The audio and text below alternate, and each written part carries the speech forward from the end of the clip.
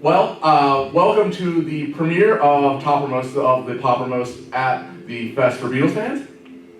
Yes, I'm Kid O'Toole. I'm Ed Chen, who you may have just seen, but now in a completely different role. Yes, and we started this podcast earlier this year. Last year. Last year? My God, it's been that long? October of last year. Oh my gosh. The first show corresponded to the first time that Love Me Do appeared on the charts. That's right. What am I thinking? And our other co-host is Martin Quibell, who can't be with us unfortunately. And so normally the three of us, but now the two of us. We go through the charts, and we are not only tracking the Beatles' history on the charts, but we also look at the other artists on the US and UK charts who either have a direct connection to the Beatles, or they have influenced the Beatles, or we also look at trends on the charts from the eras, from the years that we're looking at, and we've really been having a great time. It gives you some context for where the Beatles came from and why are they making the kind of music they were making in 1963 and beyond. Exactly, and so we really, for ourselves and for our listeners, I think we've really gained even more insight into the Beatles' history. And so today we're not only going to talk about this, but we're giving you a little taste of what we do in our episodes. Yeah, in our regular episodes, if you tune in, we typically will look at the songs on either the Billboard or the Cashbox chart and what is now referred to as the official British charts, because there were literally dozens of charts in Britain in 1963. I mean, we always hear, "Oh, Please Please Me" was the Beatles' first #1. On the official charts, it wasn't. It only ever got to #2 on what is now the official British charts. That's right. And for this special Fest episode, we're going to be doing something a little different than we normally do on our shows. We are going to be talking about 1963 in the UK charts, but we are going to show that the Beatles were on some US charts, but local radio charts. And we, of course, are going to pay particular attention to Chicago, since we are right here.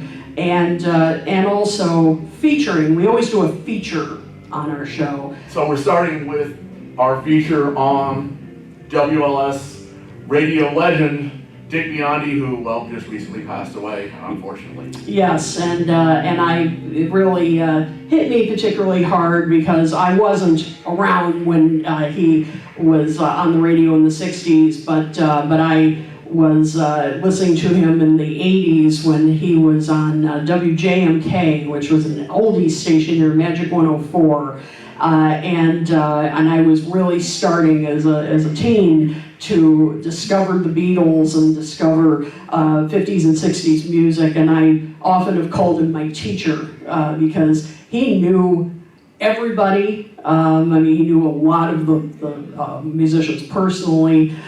He was known as the Wild Italian. That was his his moniker on the air, and he was, as I said, he taught me indirectly all about these artists, and as Ed said, we lost him earlier this year, sadly.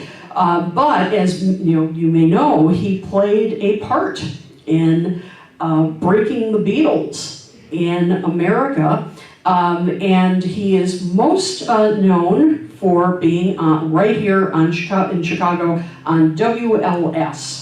AM, which is now I think it's mainly talk radio, but back then it was a huge top 40 station in the 60s, and we will actually be kind of seeing him twice because he was until May 1963 on WLS, but due to it kind of varies. The stories you hear was a money dispute.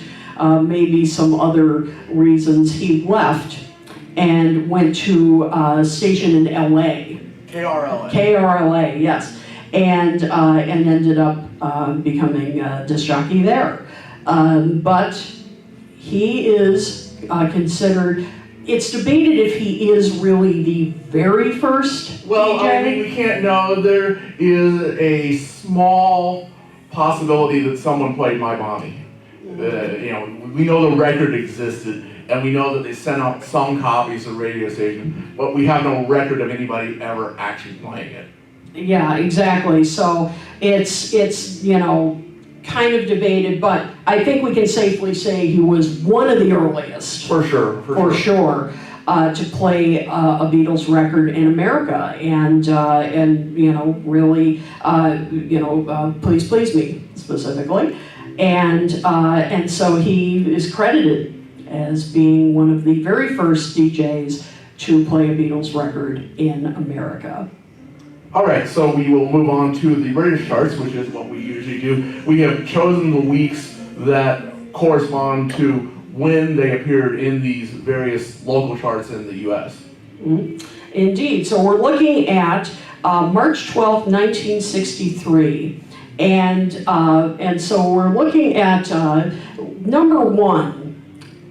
We picked because this is a gentleman that we have encountered many times on our show.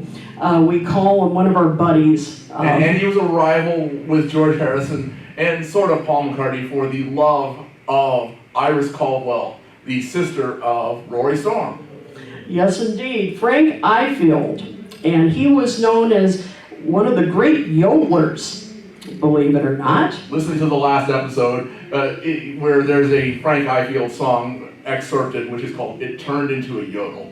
Yeah. Brilliantly funny stuff. Yep, exactly. But he was a big hit in England, and so he was at number one with Wayward Wind. This was like one of his signature tunes, and then at number two we have Summer Holiday by Cliff Richard. I'm sure you all know Cliff Richard, huge hit, and this was from a movie.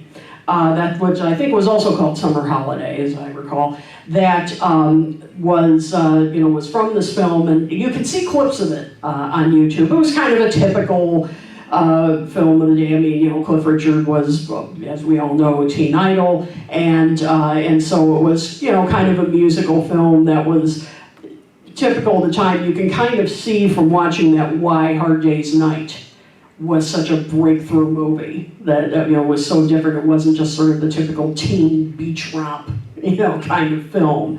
And then at number three, there we go. There's Please Please Me. Although notice it has slipped a spot. It was number two the prior week, and now it is at number three. So it's starting its fall down the charts, and the Beatles need to come up with their next record.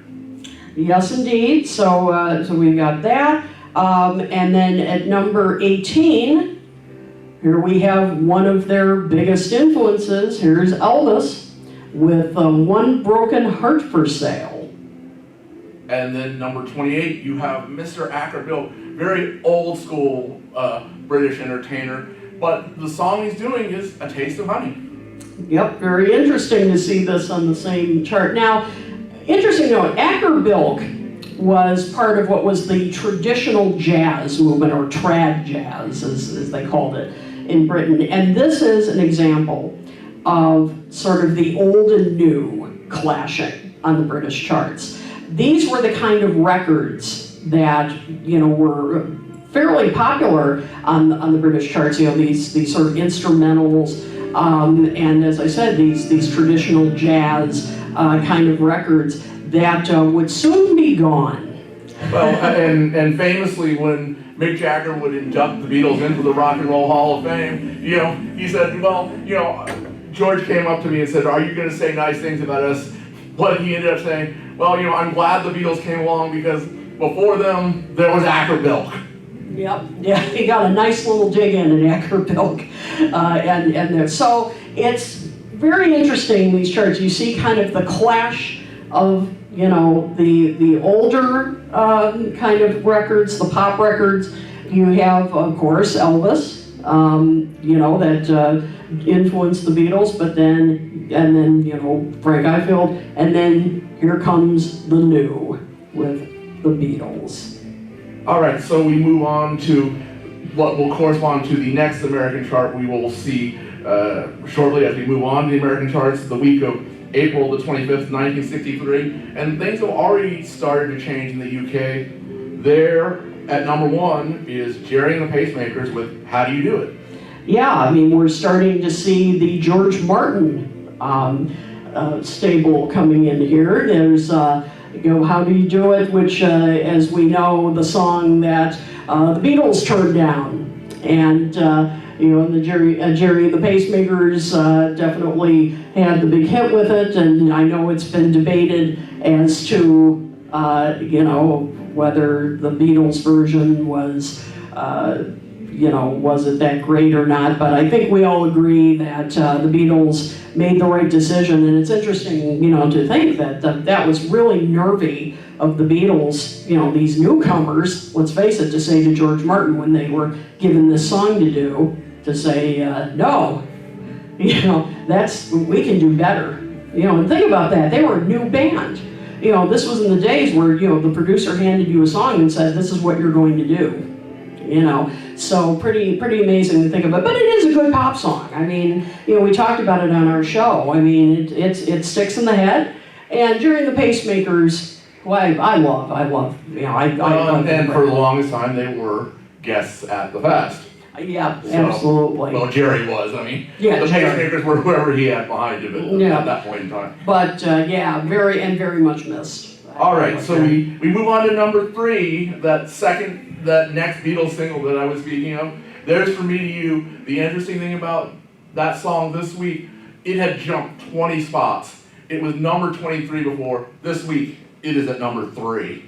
Yep, that's quite an impressive leap, isn't it? And we're going to be saying more about From Me to You in just a bit, and we'll play a big role in America as well. And there will be another artist that will have a cover of it that in America. Okay, at number 4, Tommy Roe with the folk singer. Tommy Roe, who was very much part of the Beatles' lives right around that point in time. Yes, indeed. He was on tour with the Beatles along with Chris Montez, if you recall. And Tommy Roe had a rather interesting encounter with the Beatles. Well, we can ask Roe best about that, but the story is after John Lennon had an interesting evening. It was an afternoon, wasn't it? It was like lunchtime, is what they said. That's right. I'm just going to focus this. And he went back to the bus, and Tommy Roe was apparently just sitting there, and John Lennon poured beer over his head. Yeah, and Tommy Roe was not too excited about it, and the two of them got into a big fight, a big fist fight, and it was pretty much the end of their friendship. Yeah, I mean, they have stories about how, the first couple weeks of the tour, everything was great, and, we'd go back and we would talk songs and songwriting and all this and that, but after John Lennon was in a bad mood one day, that all ended. Exactly, so that didn't turn out so well, but yeah, that's the story of Tommy Roe and the Beatles. At number 6, there's Frank again, Frank Ifield. As Kit says, we refer to him as our buddy. Here he is, he's still in the charts. It's really amazing to me as we go through these charts month by month, just how big Frank Ifield was. He really was. It's astounding. And look at listen to our previous episodes, and you'll hear how much he comes up and just how many hits he had at this point. And he was quite a yodeler. At number 10, the posthumous release, Brown Eyed Handsome Man from Buddy Holly. I mean, Buddy was amongst the first to do the Free as a Bird thing. I mean, they took recordings which Buddy hadn't necessarily finished or intended to release, put a new backup band behind them and put them out, and they became hits. Yeah, Buddy Holly, and you all may know this, was really continued to posthumously sell records in England. Less so in the United States, somewhat, but much less so. But less so. And as we all know, Buddy Holly was a huge influence on the Beatles, and they covered many of the songs. And but it's just it's fascinating to note just how much his records continued to sell, much more in England than here.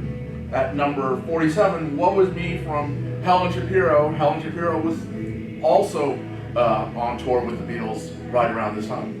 Yes, and if you listen to our shows, we really go more into Helen Shapiro. She was an incredible singer.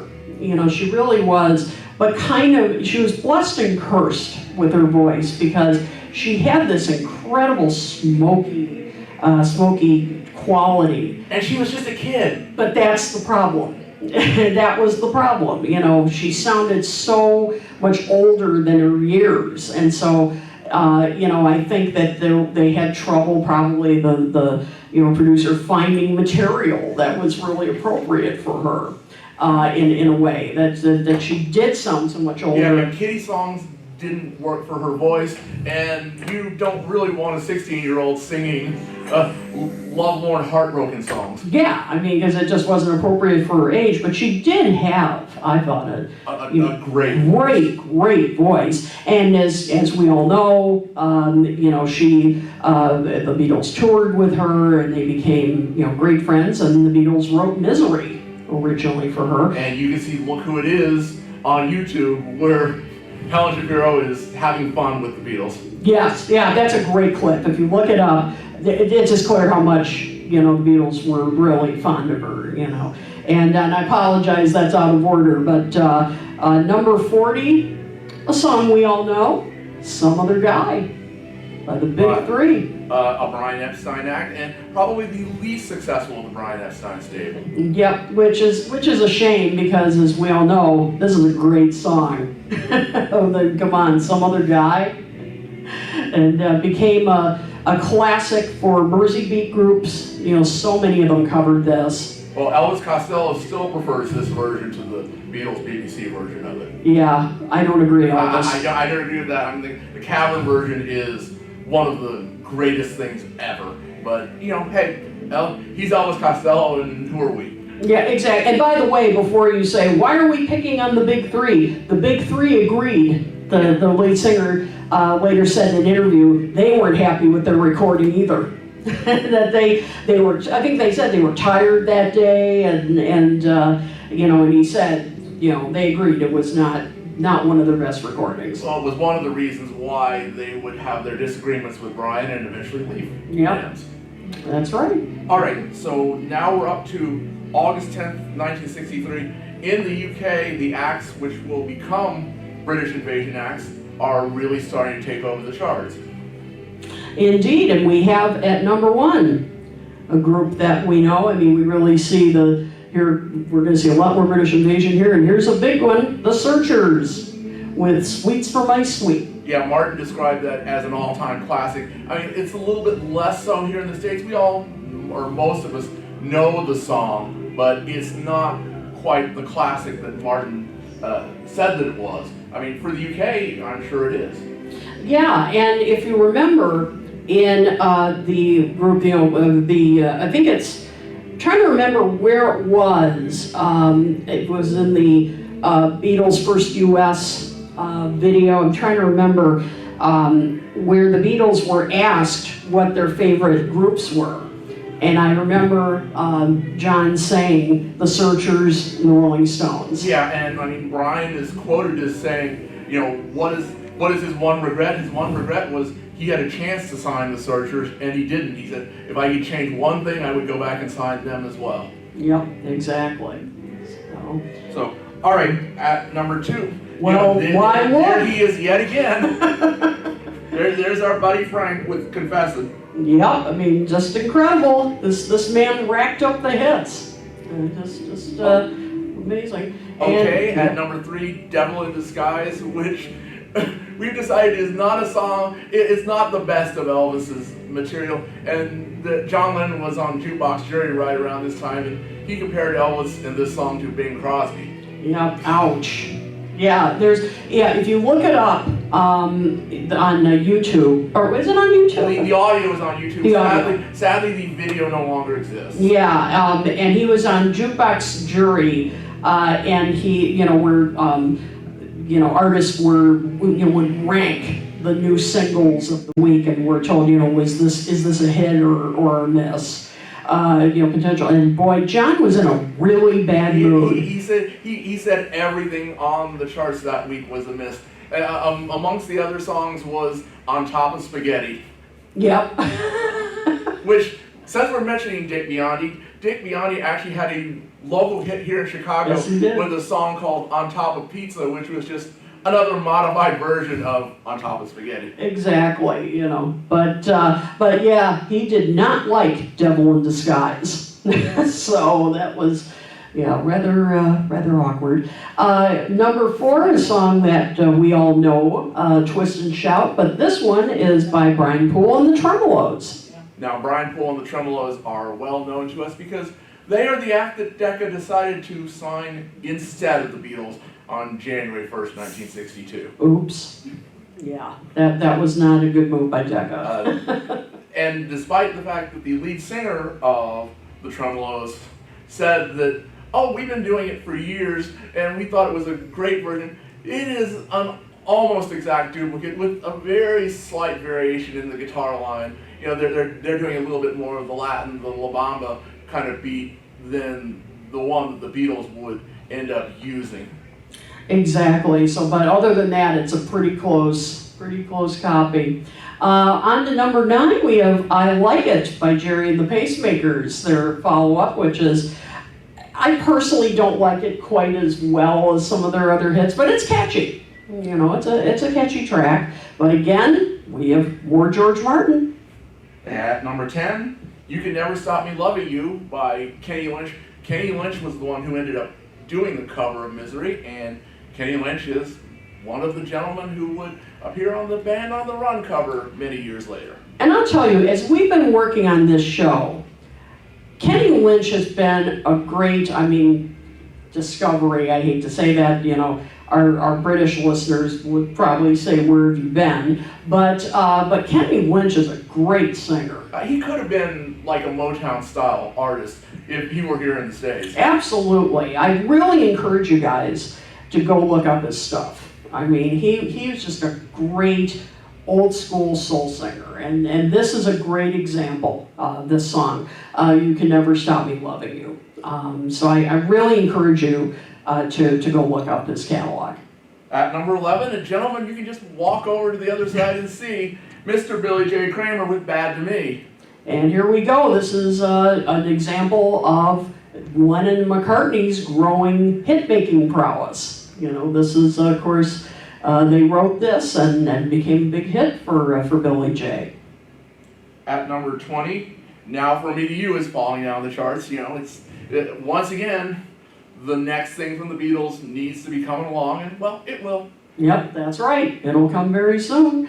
And at number 28, this is a big deal. The debut single for the Rolling Stones, their very, very first single, "Come On," which was a cover of a Chuck Berry B-side. And very interestingly, the Stones really didn't like this record very much, and at the time in their concerts, refused to play it, and which their manager really didn't appreciate, and they practically had to force them to play the song. And they would not play it live for another 50 years.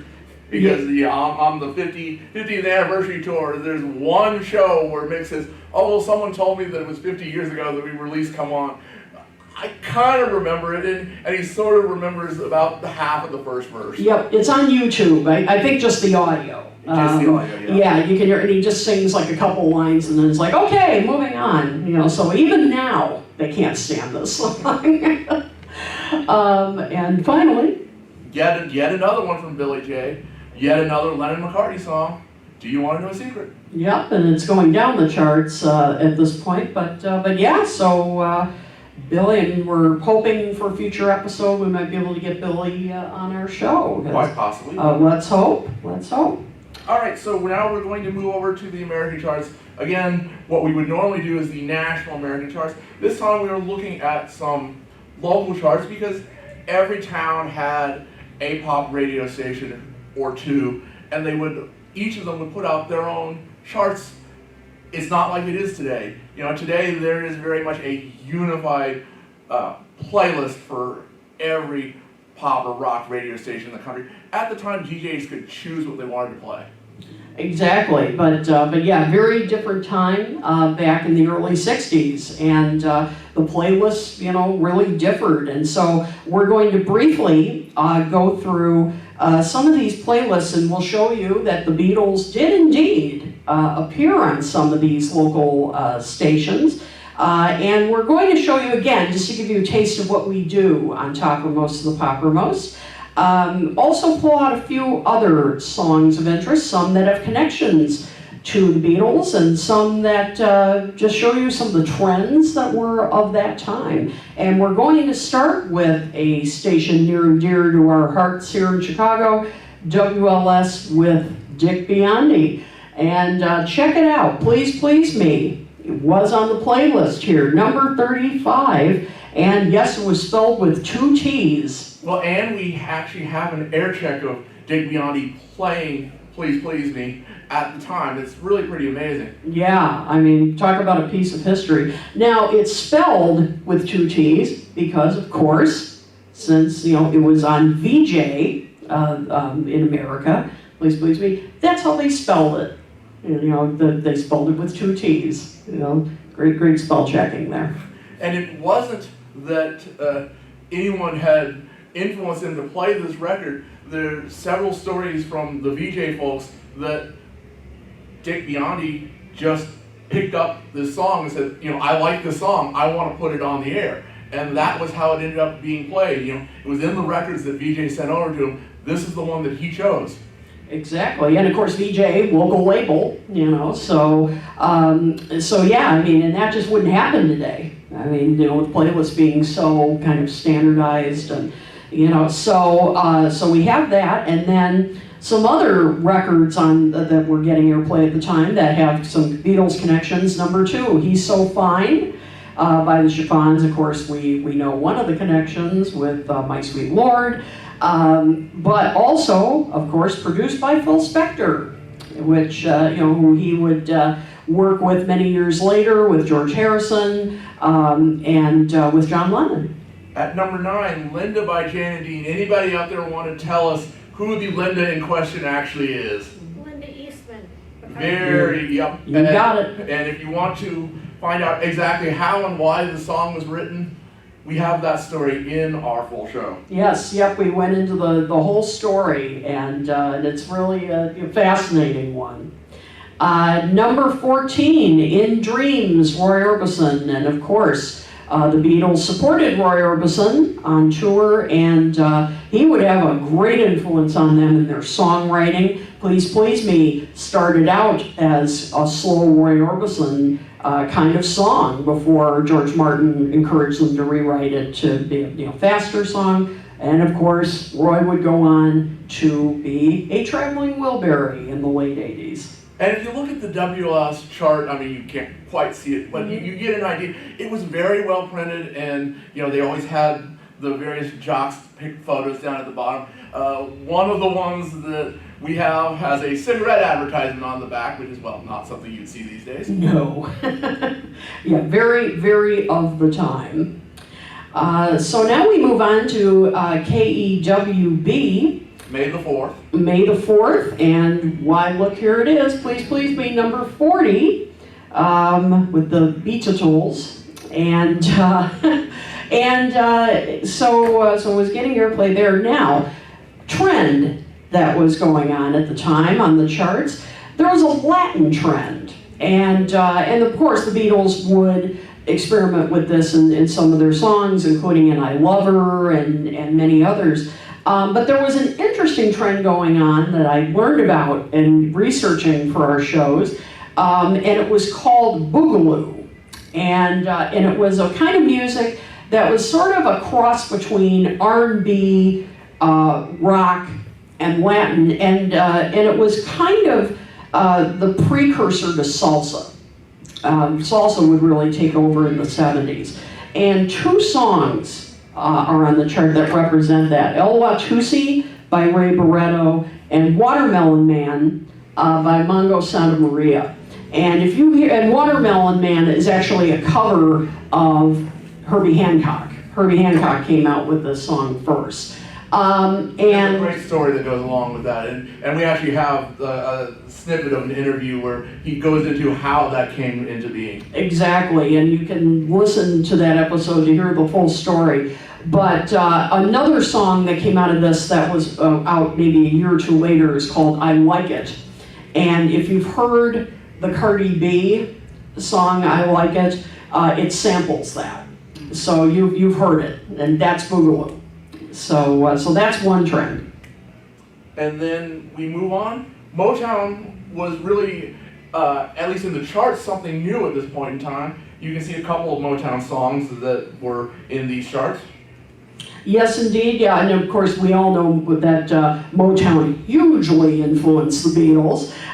They were big fans. And so these are two slightly lesser known Motown cuts, but we of course know the artist. Love She Can Count On by the Miracles. And at number 13 and number 34, Come Get These Memories by Martha Reeves and the Vandellas. And the Beatles were just masters at interpreting the, quotes, girl groups in Motown in particular. And so it's interesting that, as I said, these two are lesser known, but definitely representative of the Motown sound. All right, we move on to KFXM. This was from April, and they're at number 41 under Wax to Watch. Kit loves that. I love that, Wax to Watch. There again is Please Please Me. Yeah, there it is. So this is yet another playlist, or radio station playlist. But we have other interesting records on here. Goffin and King compositions, and as we all know, Goffin and King were huge influences on the Beatles as well. And we have the Cookies. We all know the Cookies. And this is these are other. This isn't Chains, but this is Don't Say Nothing with the B-side Softly in the Night. And I didn't know Don't Say Nothing right off the bat, but then when I heard the song, I knew it. So if you go on YouTube, Spotify, whatever your choice is, and listen to it, you'll know this song. You've heard it. And then at number 4, we have He's a Bad Boy by Carole King. This was an early single of hers, and I really liked it. I thought it was a nice record and a nice early vocal from her. So brill building stuff. So and as I said, it's definitely the brill building material influenced one of McCartney compositions. And we don't have it on here, but I do want to mention, we do talk a lot about songwriters, and there's one songwriter who we both feel doesn't get recognized enough, and that's Doc Thomas. He wrote virtually every hit record right around this time. You go on the charts, in the top 40, you're always going to find 10 records, literally 10 records, which were written or co-written by Doc Thomas. Absolutely. Next one we want to mention quickly is the folk trend. Now this is, Bob Dylan was certainly had music out and everything by this time, but it was also what I call sort of folk pop that was popular at this time. That was, more of, it wasn't really confrontational kind of folk, it wasn't protest, it was more of a combination of it was like lighter folk. And so at number 3, we have, I like how it was just identified in this chart as Puff. Puff. We've had our disagreement as to whether there was any actual intent or is this a drug reference or not? Kit says no. Both Martin and myself says, yeah, there was probably at least a little bit. Yeah, I mean, it could be, but Peter, Paul, and Mary said it wasn't. They said it wasn't. Yeah. I will agree with you. But It's a sweet children's song, Ed. Don't Okay, shatter my all right. childhood dreams. Come on. At number 26, we have Tomcat by the Rooftop Singers, another sort of pop folk group at the time. And then at number 40, the Kingston Trio, which was a huge folk group at the time, with the Reverend Mr. Black. And it was also an example of what was called hootenanny music at the time, which I'm sure you remember there was a TV show at the time also called Hootenanny, which was also about kind of a sing-along, which it also meant. So that was a trend of the time. So now we have NKUZ from Houston, Texas, 12:30 on your AM dial. He's a Texan. Yeah, well, I'm from Houston, and well, guess what? There at number 34, there was Please Please Me So. I mean, we see the song just making these little tiny inroads all around the country. Chicago, Miami, Houston, and then we're going to see California shortly here. Exactly. And this time we want to talk briefly about local hits. This is something you just don't see anymore with local charts. That these are just hits that were strictly local successes. And at number 12, this is "Got You on My Mind" by Cookie and His Cupcakes. Now, this actually does relate to the Beatles. Cookie and His Cupcakes were a group that were an example of what's called swamp pop. And swamp pop was music that came out of parts of Texas and Louisiana. And it was this kind of, the lyrics were sort of a, you've broken my heart in 1,000 pieces. I'm begging for your forgiveness, kind of, and sort of sounds like Fats Domino, that kind of beat. And with the James Brown style vocal. Oh, yes. Pleading. So yeah, pleading kind of, and certain band took notice of this style and turned recorded a tribute called "Oh Darling" years later. And Cookie and His Cupcakes recorded what's considered the swamp pop anthem called "Matilda." And that became a moderate hit nationally. So this is another one of their songs called "Got You on My Mind." So it was, out of Louisiana, and these songs would become regional hits because they would literally load up records into their car and drive them around the radio stations. I mean, Elvis did that. That was part of how Elvis would break 10 years prior to this, roughly. Exactly. So here's a case of, this kind of regional band did have some moderate national success as well, and the Beatles took notice and turned it into really made it their own, turned it into an incredible song in 1969. At number 44, a song which I just had to include in our rundown here, Mickey Gilley. Anybody saw Urban Cowboy? Yes. Okay, but at that point in time, he was just a struggling artist in Houston, Texas, and he went into a local studio, put down this song called "I Ain't No Bo Diddley." And he Great title. Yeah. Well, it's a good record, though. I know, I'm just kidding. But I'm just kidding. and he was able to get in his car, drive over to the radio station, and hand the record. Oh yeah, I like this. We'll put it on the air. Yep. And then finally, just another example of a local hit, "I'm Just a Country Boy," by a baritone singer named George McKern. And I just love these playlists. Didn't seem to care much about accuracy and all this. His name was George, and I had a hard time finding information about him because they listed him as Bob. Like, oops. So yeah, this is just something you don't see anymore on the charts.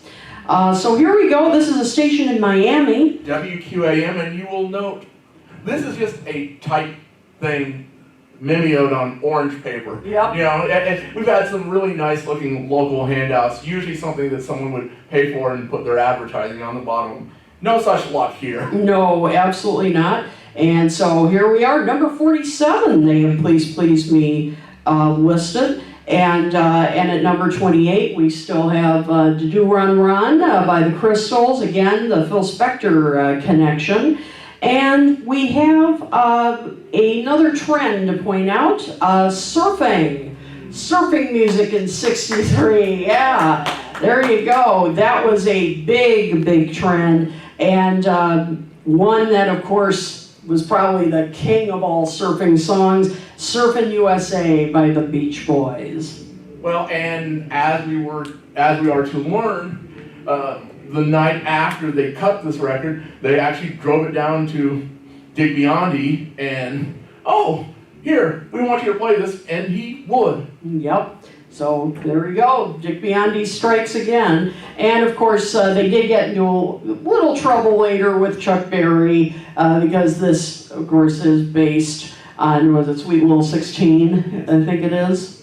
And so, yeah. I actually own like a Chuck Berry live record. I think it was released shortly after the release of Surfing USA, and it credits Sweet Little 16. It calls it actually Surfing USA on the record. Oh, wow. He doesn't play Surfing USA the cover, obviously. He doesn't cover it. But Yeah. he just plays Sweet Little 16. It's funny how like they did that. Yeah, that's really interesting. Yeah, I think eventually in later pressings they did credit Chuck Berry as they had to. And there's a great story. Danny Harrison loved this record because he saw it in Teen Wolf. Yeah. And, That's and right. so Olivia went out and bought him the record. George got mad at her. Yeah. And it's like, no. Don't listen to this. Yeah. You listen to where it came from, and he sat Danny down and played him Chuck Berry. Oh, that's funny. Oh my gosh. And at number 19, we have another surfing classic, Pipeline by the Shantays, which is an instrumental. And if you don't know it by the name, you've heard this. I mean, it's an absolute classic instrumental. And then to add one more, which is not on this chart, but the Dakotas had a song called The Cruel Sea. Oh, yeah. And that's Billy Jay's backing band. And when it was released in America, just because of this craze, they changed the title to The Cruel Surf. Yeah, that's right. And boy, as we've gone along, I mean, there are so many surfing songs. I mean, they would even combine. I forget the exact name of the song. Hootenanny Surf. Yeah, Hootenanny Surf. And they advertise it as $HIN on 2 Trends. I mean, it got ridiculous. I mean, it really did. So our last chart that we want to show you is KRLA. Now, by this time, Dick Biondi was there. Yeah, he had left WLS. And look at that, they finally spelled the Beatles correctly. And From Me to You is now on the air. So Dick Biondi was still a fan of the Beatles. He still got the record. I mean, VJ was pushing it a little bit because, well, there was a cover of it out at roughly the same time. Exactly, and because Dick Biondi was playing it, finally got on what was called Bubbling Under on the Billboard charts. And but it wasn't the only version of From Me to You on there. So you see that circle there toward the bottom. It's at number 125. Yeah. But up at the top, Del Shannon had a cover version of From Me to You at number 101. Yeah, number 101. And so he had a version of it at the same time, which is quite interesting. Echoing what we would see when the Bee Gees would release Sgt. Pepper, and they would advertise the Beatles version is the original. VJ put out ads in the trades. It's like, buy these records, one of them being From Me to You, it's the original. And, well, they weren't going to put a whole ad for the Beatles, so here's 4 British records. From Me to You, which is the original. One of the other ones, guess who? Frank Ifield. See, it all comes back to Frank Ifield. So we hope that we've given you a little taste of what we do on our show, and we hope you've enjoyed it. We just love doing this kind of trivia. So thank you. Any questions? Just from for the like a audience minute. here? Yeah. We got a little bit of time. Yeah, not much, but any quick question? No? All right. Okay, Thank so you. thank you so much.